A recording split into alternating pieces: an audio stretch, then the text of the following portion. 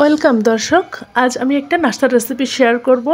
এটা হচ্ছে আটা দিয়ে তৈরির একটা নাস্তা। এটা আপনারা মিনি বানও বলতে পারেন। অনেক বেশি সফট এবং ফ্লাফি এই নাস্তাটা। আপনারা যদি তৈরি করতে চান আমার রেসিপিটি ফলো করেন, আর রেসিপিটি পছন্দ হলে চ্যানেলটি সাবস্ক্রাইব করতে পারেন, যাতে পরবর্তীতে নতুন নতুন আরও সব রেসিপি দেখতে পারেন। তবে চলুন তৈরি করে নিই এই সুন্দর নাস্তাটি। প্রথমে আমি নিয়ে নিচ্ছি 1/4 কাপ পরিমাণ চিনি। চিনির পরিমাণ আপনারা কম বা বেশি নিতে পারেন।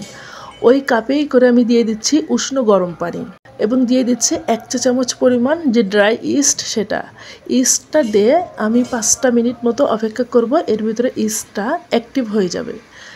5 মিনিট পর আমি এর ভিতর দিয়ে দিচ্ছি 1 কাপ পরিমাণ আটা এবং দিয়ে দিচ্ছি 2 টেবিল চামচ পরিমাণ গুঁড়া দুধ। গুঁড়া দুধটা চাইলে বাদও দিতে পারেন, তবে দিলে খেতে অনেক বেশি ভালো হবে। সামান্য পরিমাণ লবণ দিয়ে দিচ্ছি। এখন হাত দিয়ে সমস্ত উপকরণ একসাথে মিশিয়ে আমি একটা ডো তৈরি করব। আমি একটা ডিমও দিয়ে দিয়েছি এর ভিতরে। ডিমটা নর্মাল টেম্পারেচারের হতে হবে। এখন সব কিছু একসাথে আমি মিশিয়ে নিচ্ছি। আমার কাছে মনে হচ্ছে এই ডোটা অনেক বেশি নরম হয়ে গিয়েছে, এজন্য আমি অতিরিক্ত আরও 1/2 কাপ পরিমাণ আটা দিয়ে দিচ্ছি।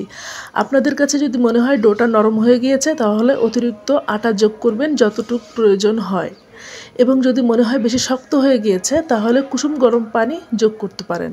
আমি নর্মাল একটা রুটির ডোয়ের মতো ডোটা তৈরি করে নিয়েছি। ডোটা তৈরি হয়ে গিয়েছে, দেখুন কতটা সফট করে তৈরি করে নিয়েছি। একটা রুটি বেলা পিড়ি বেলুন নিয়ে এরপরে ডোটা নিয়ে আরও একটু মথে নেব। মথে নিলে ডোটা অনেক বেশি সফট হবে।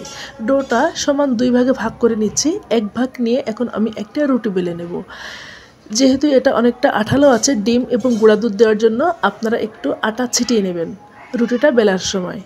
আমি একটা মোটা সাইজ করে বড় রুটি তৈরি করে নেব। ও রুটিটার পুরুত্ব ঠিক এরকম হবে। এখন এই রুটি থেকে আমি ছোট ছোট নাস্তা কেটে নেব। আমি একটা কুকি কাটার ব্যবহার করছি। আপনাদের কাছে কুকি কাটার না থাকলে স্টিলের গ্লাস অথবা কোনো কিছুর কৌটার সিপি দিয়ে এটা করতে পারেন। আমি যে সাইডের অংশটা আছে এটা ফেলে দেব না, এটা পরবর্তীতে আবারও বেলে নিয়ে এরকম ছোট ছোট নাস্তা কেটে নেব। আমি এই রকম নাস্তাগুলো সবগুলো কেটে নেব। এখন সবগুলো নাস্তা আমি একটা বড় প্লেটের উপরে কিছুটা আটা ছিটিয়ে নিয়ে তার উপরে দিয়ে রাখবো। আটা ছিটিয়ে না নিলে এই নাস্তাগুলো পরবর্তীতে প্লেটের সাথে লেগে আসবে। একটা পরিষ্কার কাপড় দিয়ে আমি ঢেকে রাখছি 1 ঘন্টার জন্য। 1 ঘন্টা পর এটা কিন্তু ফুলে অনেকটাই বড় হয়ে গিয়েছে। এই যে লক্ষ্য করুন, যেহেতু ইস্ট দেওয়া আছে। এখন আমি এগুলো ভেজে নেব। একটি প্যানে সামান্য পরিমাণ সয়াবিন তেল দিয়ে আমি একটা টিস্যু দিয়ে এটা ছড়িয়ে দিচ্ছি।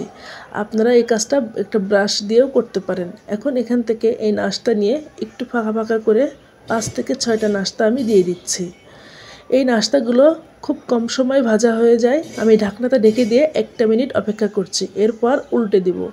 আমি উল্টে পাল্টে মোটামুটি এরকম সুন্দর একটা কালার করে ভেজে নিয়েছি। তবে 1 মিনিটের বেশি সময় অপেক্ষা করবেন না, এবং এই নাস্তাটা ভাজার পুরোটা সময় চুলার আঁচ একেবারে লো হিটে রাখতে হবে। এটা কিন্তু মাথায় রাখতে হবে। চুলার আঁচটা বাড়ানো থাকলে এই নাস্তাটা কিন্তু পুড়ে যাবে। আমি নাস্তাটা এইরকম কালার করে সবগুলো ভেজে নিয়েছি। তৈরি হয়ে গেল আমার মজাদার আটার তৈরি নাস্তা মিনি বান রুটি। আপনারা চাইলে এটা বাসায় সহজে তৈরি করতে পারেন।